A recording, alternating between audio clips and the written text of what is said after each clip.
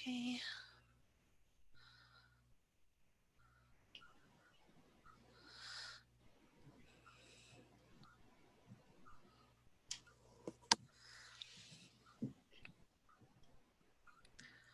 I know there's like a 15-second delay, so it'll just be a second.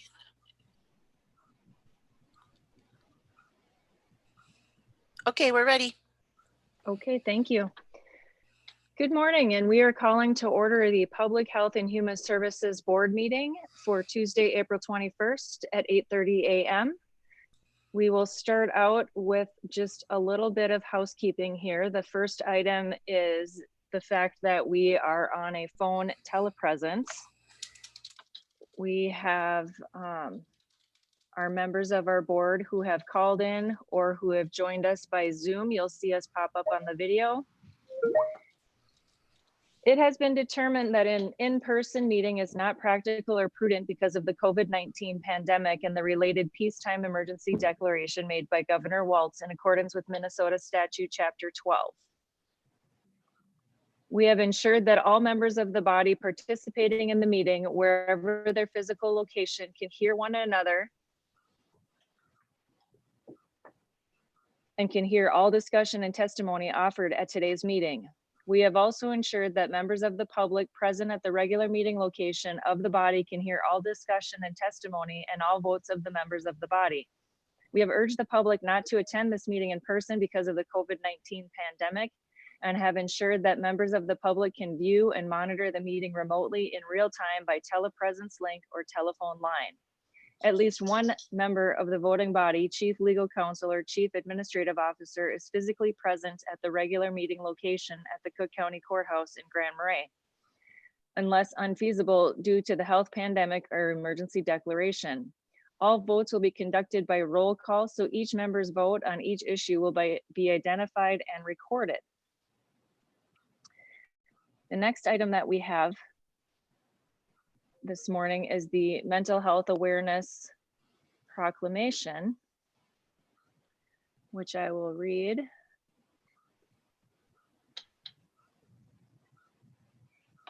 All right, here we go. Whereas mental health is essential to everyone's overall health and well-being, and whereas all Americans experience times of difficulty and stress in their lives that it can impact their mental health. Whereas prevention is an effective way to reduce the burden of mental health conditions, and whereas there are practical tools that all people can use to improve their mental health and increase resilience. And whereas mental health conditions are real and prevalent in our community and our nation.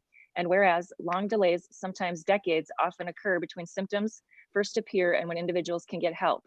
And whereas with effective treatment, those individuals with mental health and other chronic health conditions can recover and lead full, productive lives.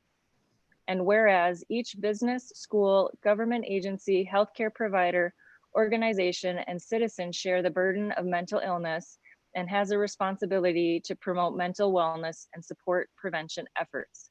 Therefore, I, Heidi Dukirk, Cook County Public Health and Human Services Board Chair, do hereby proclaim May 2020 as Mental Health Awareness Month in Cook County.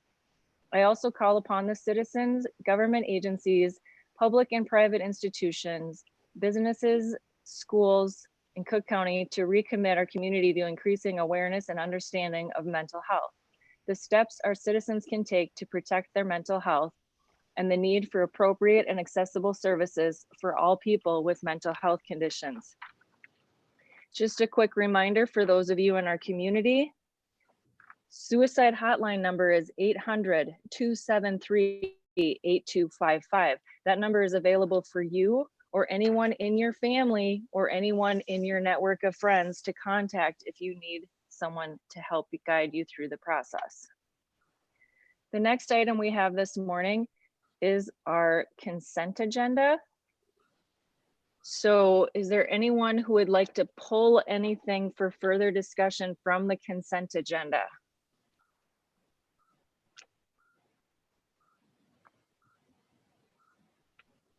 All right, could I get a motion to approve the consent agenda? I so move, Myron. Myron, thank you. And can I get a second? Second, Commissioner Mills, over. So then we will go through a roll call. Andrea, Here. you support? Yes. Okay, Roger?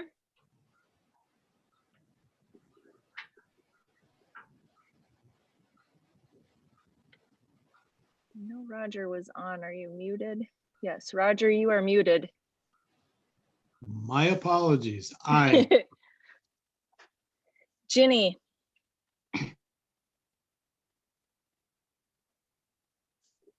Ginny, you're also muted.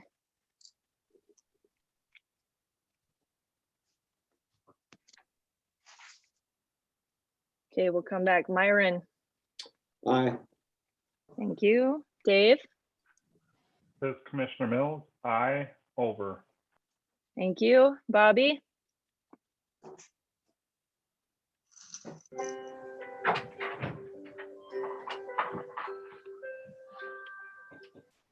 okay.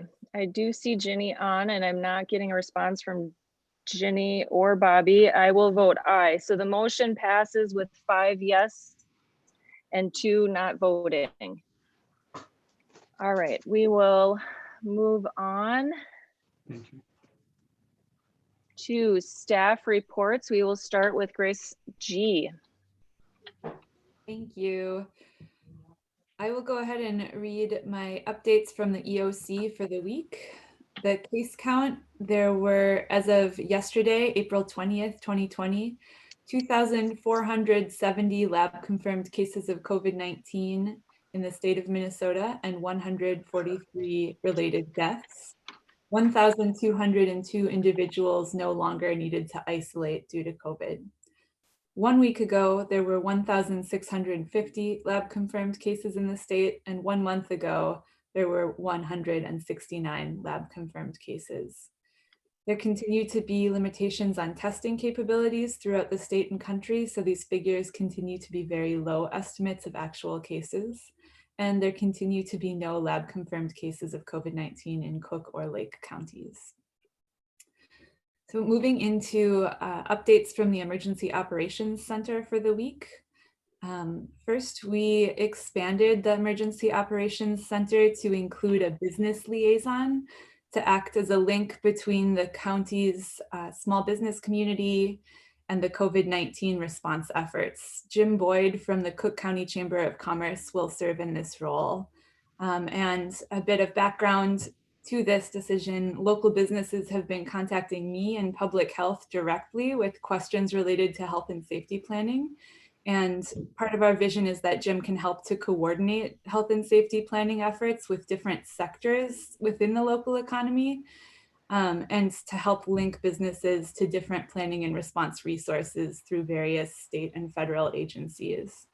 Jim is also organizing a work group to bring together healthcare, public health, and business perspectives together in conversation about how we might move to proceed as a community through COVID-19 pandemic.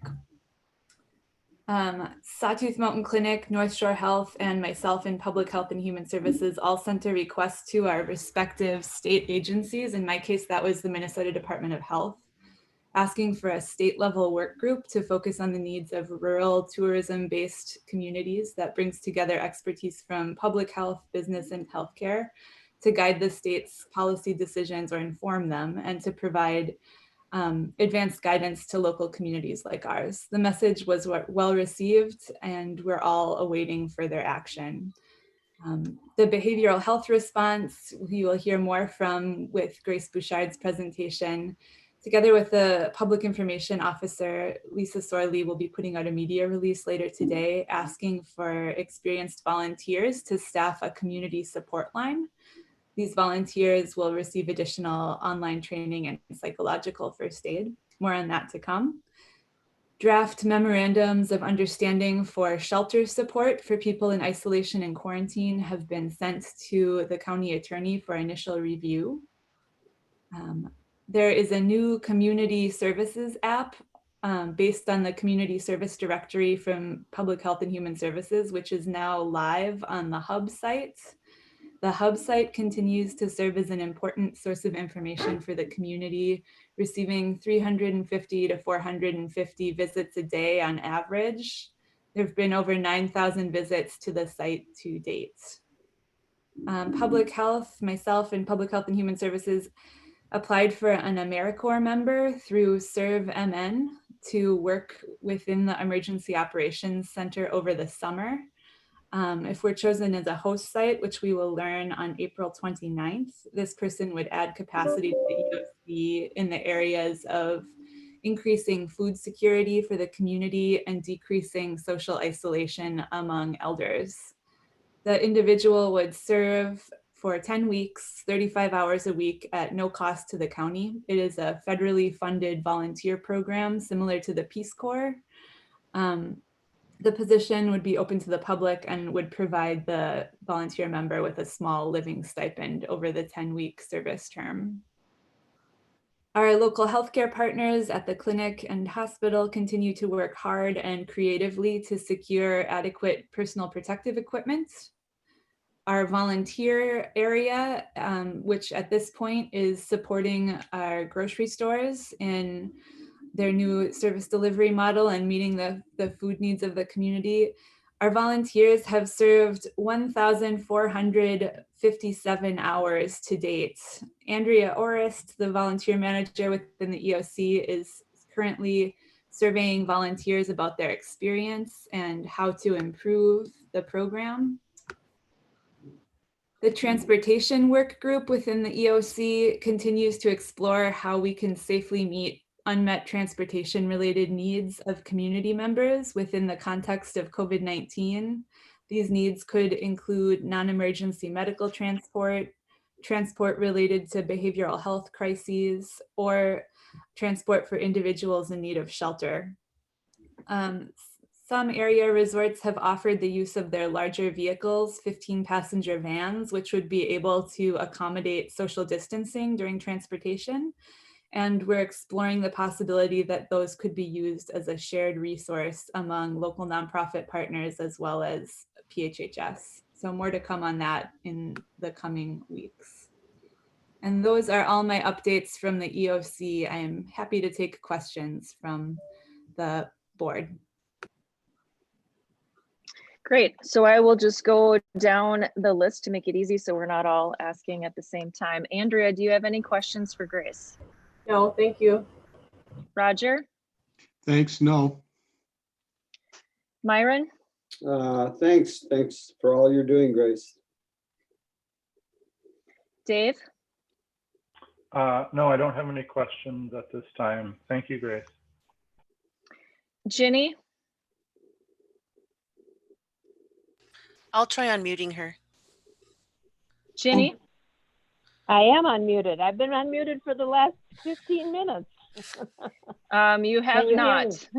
We can hear you now. Yeah. You were muted. Well, I'm good now. Thank you. Okay, do you have any questions for Grace? No, thank you, Grace. Okay, good to hear your voice, Ginny.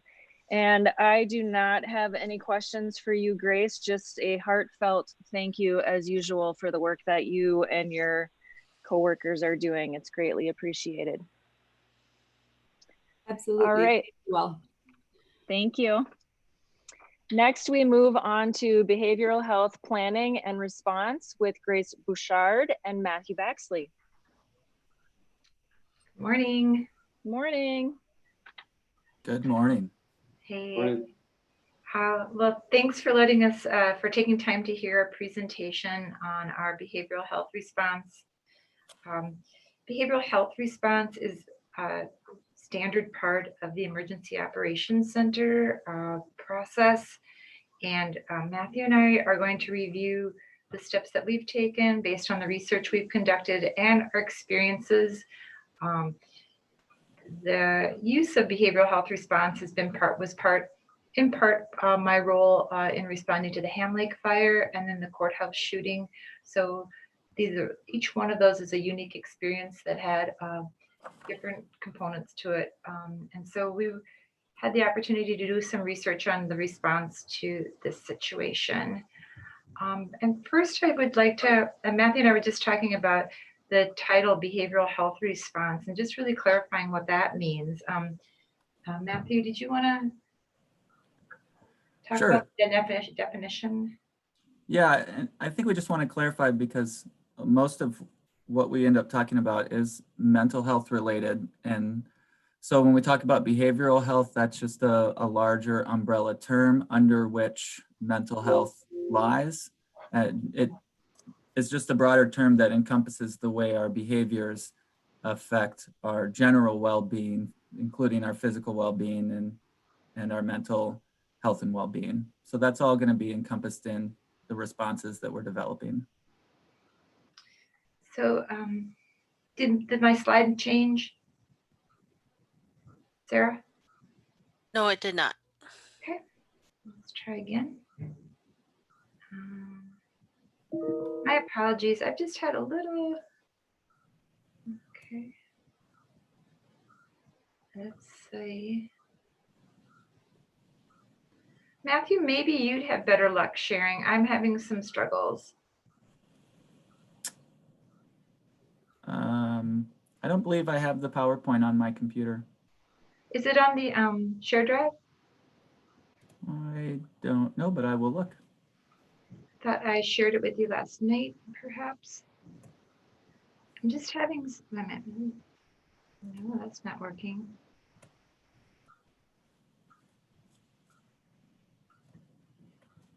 My apologies.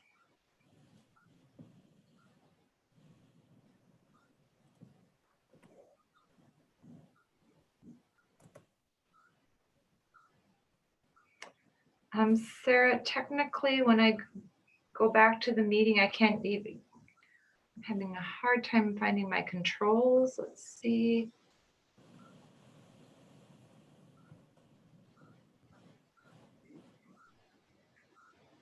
I can stop your screen from sharing. Okay. I don't have any control. What's my problem? Oh, let me try again. There we go.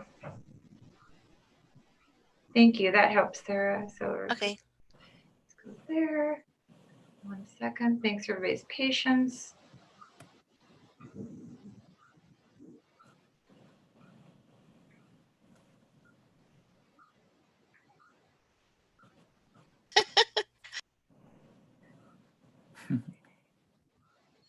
And we'll try again.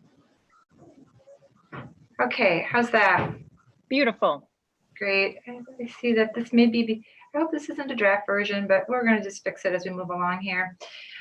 So the goals of addressing potential emotional and behavioral health needs. So of course, there's benefit in supporting people with their emotional and behavioral health in general in life, but specifically in crisis events, we want to support people in their behavioral and emotional needs because the more an individual can self-regulate, manage stress, and develop coping mechanisms, the more able they will be to participate in the activities that the community needs to respond to the crises and recover. So, so the measures, some of the things that we're doing are listed here below. That there's measures to shape adaptive behaviors, and that means that we want to maximize public trust and through effective communication strategies. And I feel that there's been a lot of consistent communication about behavioral health. I feel there was a quick response, and so that is important to guide people through this attitude that we are resilient, we can do this, and we can figure this out. And then we want to provide guidance to maximize adaptive behavior. And so adaptive behavior are all those behaviors that help us adapt and cope with the situation. Those messages that Matthew has been putting out, like taking one day at a time, trying to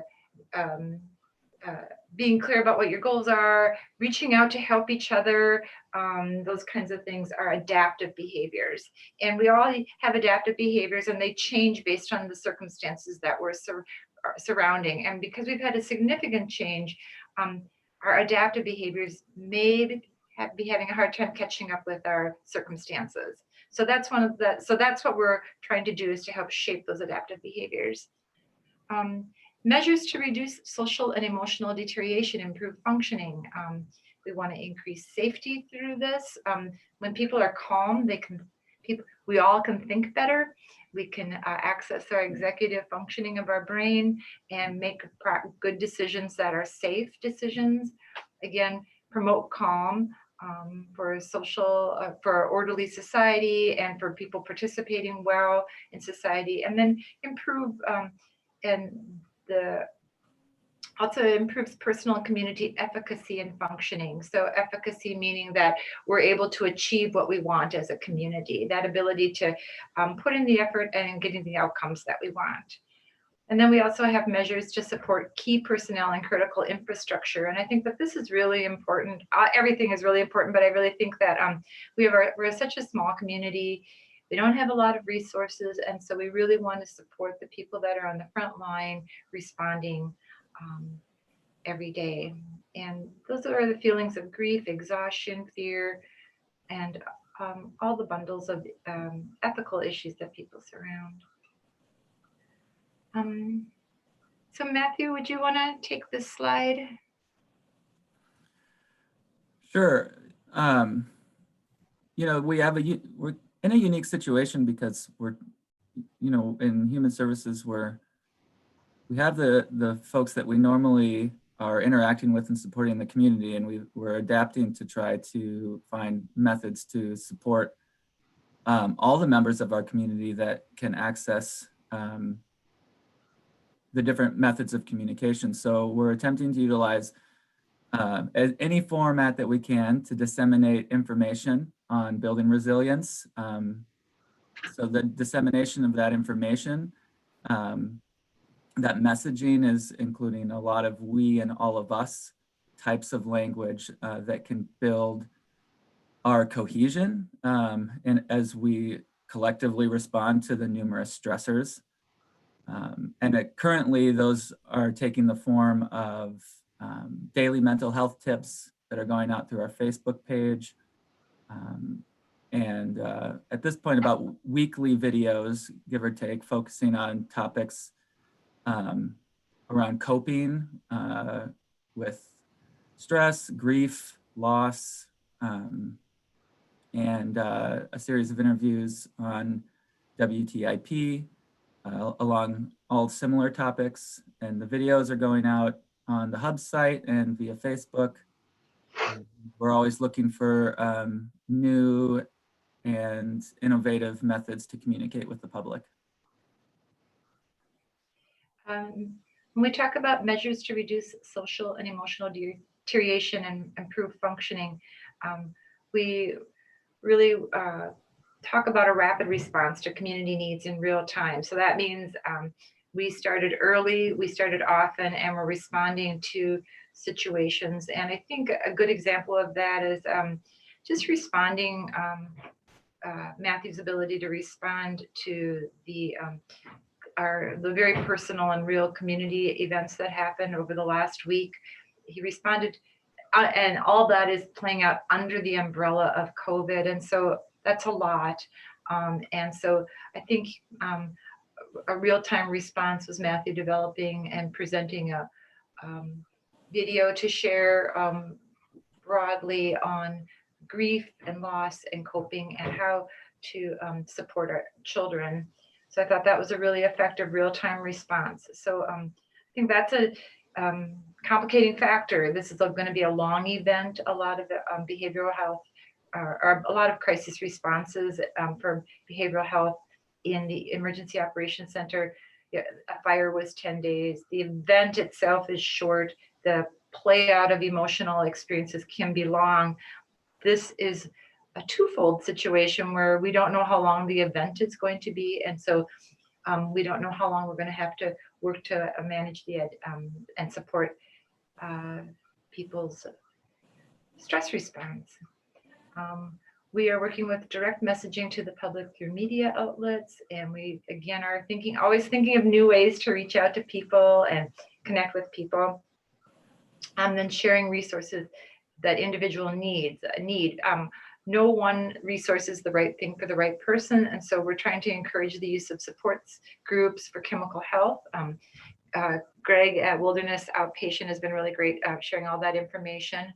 One in the AA community, when somebody's worried about somebody and they reach out to that person, it's called 12-stepping. That's the kind of activity that's going on now. People are reaching out to people that they're concerned about.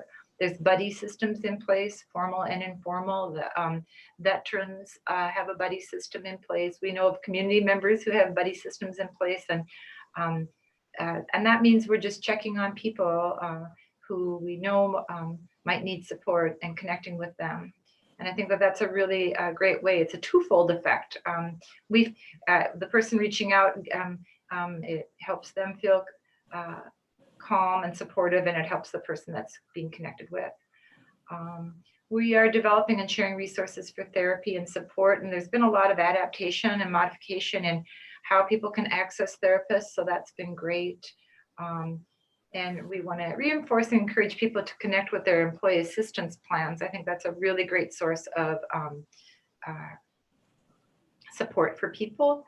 And then offer psychological first aid, and we're planning that in process with higher education.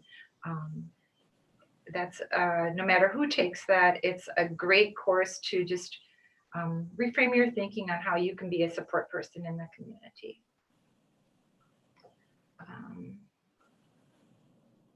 We're also looking at measures to support key personnel, and most of this is in the pre-planning phase. Outreach to first responders, store clerks, teachers. We're just really working on that, and then also determining opportunities for critical incident debriefing. We are also working on that. Grace G has been helping us at the EOC, trying to find out who those support people are. But the one other piece that in the middle that Matthew and I are working on is recruiting volunteers to provide a community support after hours call-in line. And Matthew, would you feel okay talking a little bit about that? Sure. I think the driving factor around this community support line is to keep support within the community. And when somebody needs support and it's outside of the normal operating hours of, say, our office, that when the person on the other line who answers, there are someone in our community, and they're someone who is trained and prepared to either just offer real-time, over the phone support through either coaching or just listening, or they're prepared to connect the caller with whatever resources they may be in need of connecting with. And that could be crisis resources or financial. But the idea is just to make sure that we're being able to offer and provide that type of behavioral, mental, emotional support within our own community. It's a great opportunity for volunteers too, because people will be able to work from their own homes. Matthew's worked with Sarah and IT to figure out the technicalities of it. We're working with the EOC and Lisa Sorley and developing the press release to invite people to sign up to be volunteers. We've identified a lot of the steps. So it'll be rolling out in the not too distant future, and we're excited about extending the level of support we can provide to the community. Again, that's just going back full circle. It's a way to develop trust in our community resources, and it's real-time responsiveness, because not everybody can call between 8 and 4, maybe 8 a.m. and 4 p.m. Maybe they don't think of their question until after hours, and people, it's just a nice way to support people. In closing, the work that we do today during this event strengthens our community now and in the future. The purpose of supporting community behavioral health is just really important in helping people build capacity, because the arc of these events, and Matthew's going to talk a little bit more about this, is long. And a lot of times the effects are felt after the event. And so the more coping strategies people have, the better people will be able to weather the storm in the long run.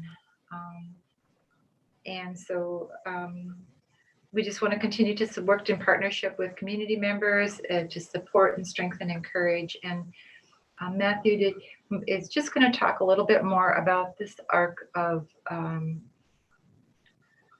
response and the emotional response that people have in crisis events.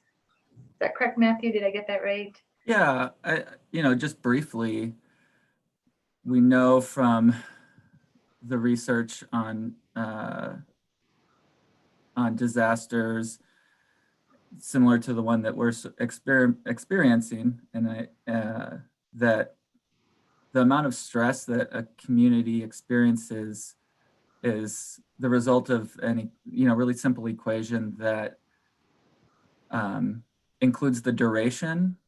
And in this case, we're looking at a really long duration of stress, and that combined with disaster events. And in this case, we're talking about a lot of different types of events: the closure of local businesses, the isolation of safe at home, and the actual virus itself, which we are fortunate to not have had to encounter yet, as we know. So we're looking at what we call multiple cascading events. So we have a long duration, we have multiple events, and so that equals a tremendous amount of stress. And I think we're all feeling that. And since we haven't actually experienced any sort of surge in our medical infrastructure, and then can anticipate that that will likely happen, we're looking at we're trying to look down the road, and we know that the period of disillusionment that the community can feel as that duration goes on can be really difficult, and then reconstruction after that. And we're already looking at different ways that we're adapting and rebuilding our infrastructure and utilizing our resources, and that's all happening over time. So the more we can be reacting or responding to those specific stressors, the better prepared we will be for that rebuilding process, or to adapt as different forms of rebuilding are occurring. And we have a lot of natural supports, or natural social structures that are already doing a lot of this work, and we're not trying to recreate that. I think especially when we look at our business community, there's a lot of amazing mutual support happening already throughout this process. So we're just looking to support what's already happening and utilize what's already happening to continue to move through this process. Any questions about any of that? All right, we will have questions for Matthew and Grace, starting with Andrea. No questions. Thank you. Thank you. Dave? Thank you. And I just wanted to make sure that you feel like you have the resources you need to continue to provide the service to the community. Over. Thank you. That's me.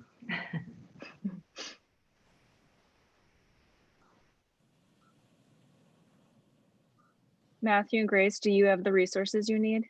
Oh, I see. That's the question. Yep. We do at this moment. Yes, I didn't understand. I apologize. I just said thanks. Yeah, we hope we do too. Yeah, I think our big resource is time, and we're still trying to figure out how to work, and we get a lot of work done, but I'm not so we're trying to figure it out. But we just have such great support from all the people in IT, which has been an amazing help. I can't say enough about broadband internet that we have in our community, which is a great support, and just everybody that we've called to ask for assistance. So it's mostly about developing relationships and taking the time to do that. So thanks for asking, Dave. We'll So let that you means after the crisis, we have to check in with you again because that's when you won't be so busy and it'll hit you. yeah. Myron, any questions? No, but thanks so much for what you're doing, and it's just very informative, and the strong emphasis on we're in this together to help each other rather than to bicker and condemn and blame. So thank you so much for what you do, both of you. Thank you. Roger, any questions? No, but I just want to say thank you for all you're doing and the hard work that you're putting in, and I know the long hours that you're putting in. So thank you. You're welcome.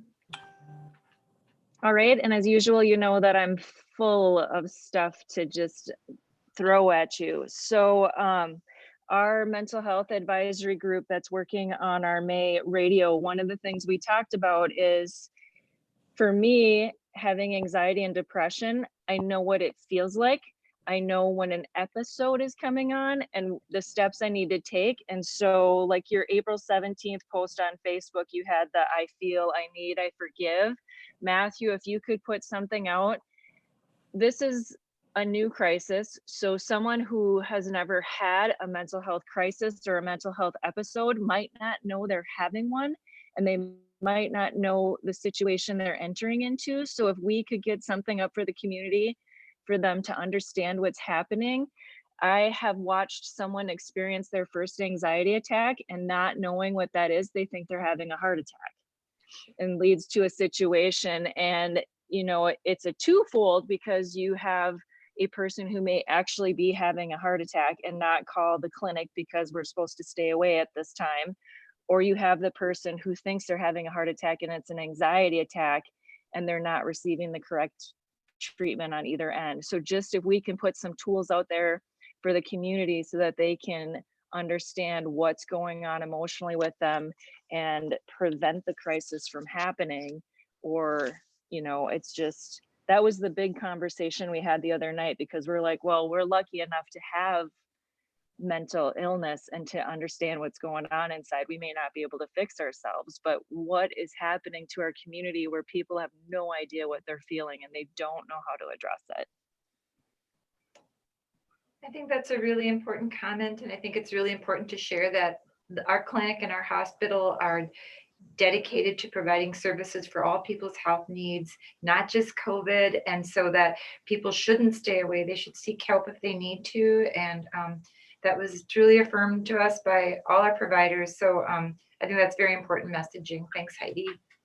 Yeah, and definitely our dispatchers are available, our volunteer response is available. All the people that come to help you and serve you in any situation are still there for you. And definitely reach out. Thank you.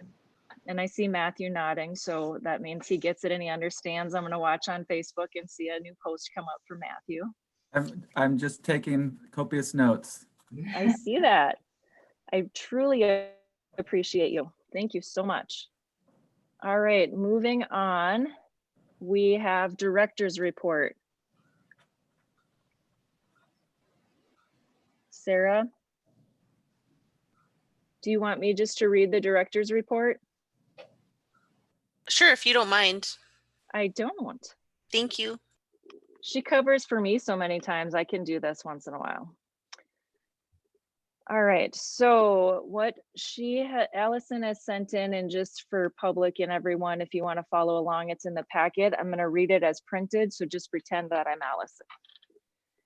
The Public Health and Human Service Department is currently hiring for a public health educator to support the goals of our community health improvement plan and to provide support in public health emergency preparedness. This position closes at the end of April and was included in the 2020 department budget.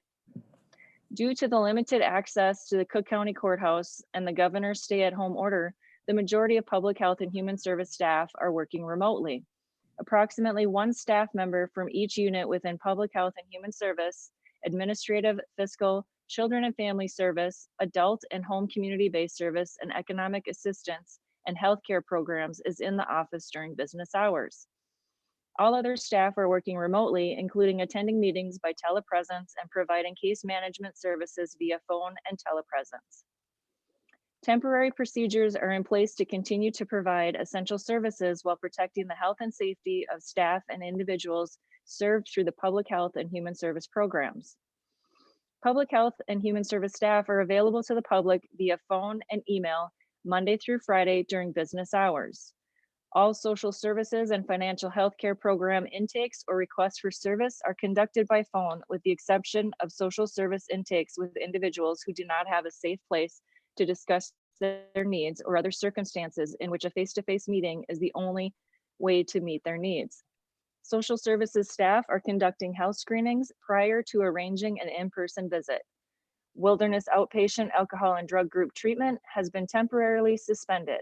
Greg Bernier, licensed alcohol drug counselor, continues to provide chemical health assessments and individual treatment services by phone and telepresence. Enclosed is a document developed by Public Health and Human Services with information for the public on how to access services. Several Public Health and Human Service staff have been deployed to the Emergency Operations Center.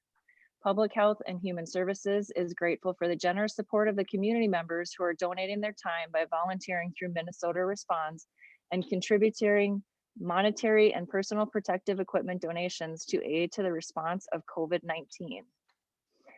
There is a list of available services. It's quite extensive, so I am not going to read through it. I know that these are available in many formats for people to find the resources. And with that, that's the end of the updates that we have from Allison, unless she texted Sarah with some good news that might have happened over the last 10 minutes, but I doubt I haven't heard anything. it. And there are no items for board action. So we will move on to committee reports. I understand that a lot of these committees are not meeting, but some are by telepresence and email. So we will go through the list, starting with Arrowhead Economic Opportunity. Dave, did they meet? Unmute. There you go. Thank you. Yes, we did meet, and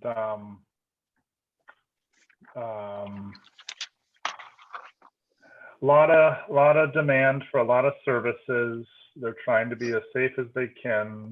So the building is shut down aside from staff, and various different agencies within AEOA have different needs and responsibilities.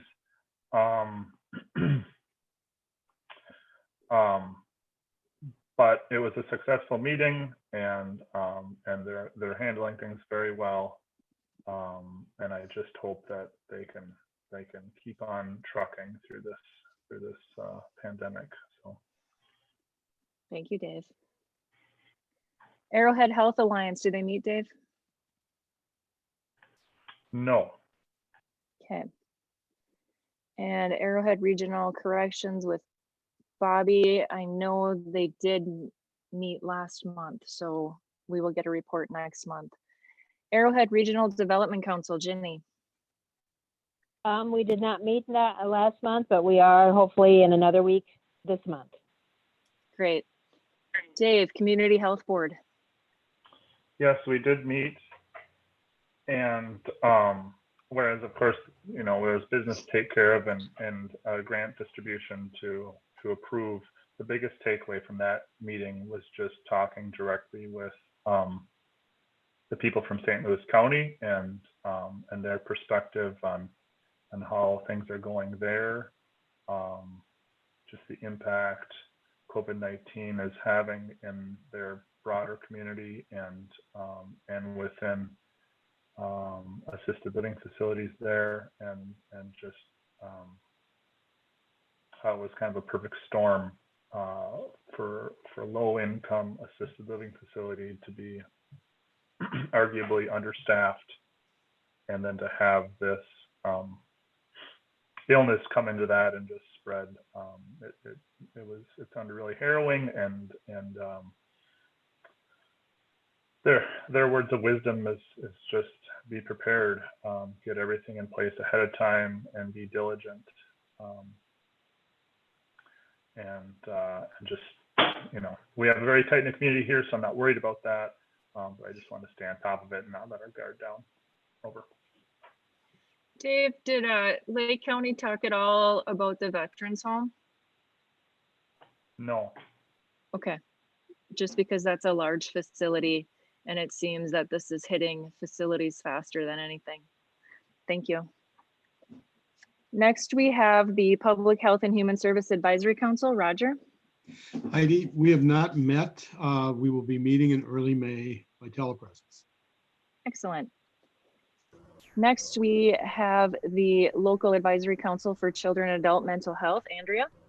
Hi, we did meet on 4/17 and over Zoom, and we received an update from James about the progress of the telehealth and the behavioral health department, which is going well. We also received an update from Grace Grenager, similar to the one that she gave today. We talked about, as Heidi already referenced, the First Thursday radio program that we're going to do in honor of Mental Health Awareness Month. Let's see. We discussed the idea of toxic positivity and how that can be detrimental to people, instead of just always saying everything's going to be okay, taking the time and space to grieve for whatever is happening. Let's see. We obviously talked about the tragedies that happened in our community that week. Inger said that they were able to complete a restorative justice case through the use of Zoom, which she said was not ideal, but worked very well. So, and then I had to leave the meeting early, so that's the end of my update. Feel free to add, Heidi, if you have anything that I missed at the end. Yes, Andrea had to attend to a mental health crisis within her home of homeschooling. So she dealt with that. And we continued without, and the meeting was pretty much covered at that point. So she didn't leave early on. Not much more to report. She covered everything very well. Thank you, Andrea. We have the Healthcare Planning Committee. Ginny. Yes, we did meet. I'll give a few highlights here. Care partners, staff have been working remotely, and so that's part of all of our systems, isn't it? Sawtooth Mountain Clinic has moved many appointments to telehealth, including all behavioral health visits. From the Violence Prevention Center, the office is closed, but the 24-hour crisis line is still operational, and the volunteers are still working. And from Grand Portage, the casino and lodge will remain closed through April, and tribal elections are now postponed until June. That's my highlights. Thank you, Ginny. North Shore Collaborative, Commissioner Mills. We'll be meeting on the 6th of May. Over. Great. Emergency Preparedness, Myron. Yes, we met 2 weeks ago, and it's really interesting. We're going to meet again this afternoon. And it's remarkable how far we've come in that period of time. At this meeting 2 weeks ago, we pretty much talked about what's happening in the various agencies and how we are gearing up and moving very fast on that at the time.